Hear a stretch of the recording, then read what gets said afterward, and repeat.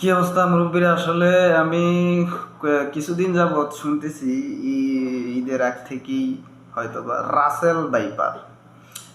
আপনারা চিপায় চাপায় যাওয়ার দরকার নাই, জঙ্গলে ফঙ্গলে যান কেন ভাই? নিজের দেখবেন ঘরের ঘরের মধ্যে, ঘরের পাশে, সমাজে, ঠিক আছে, আপনার এলাকায়, আপনার জেলায়, আপনার দেশে রাসেল ভাইপারের অভাব নাই। ওই এই সাপ রাসেল ভাইপারের ভয় পেয়ে লাভ নাই। আপনার যে ঘরের মধ্যে রাসেল ভাইপার আছে ওইগুলোর কথা চিন্তা করেন, তাহলে খুব ভালো থাকতে পারবেন।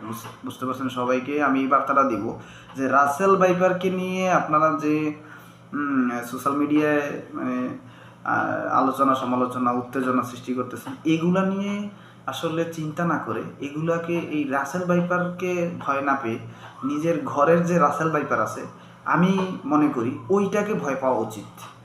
আমাদের তো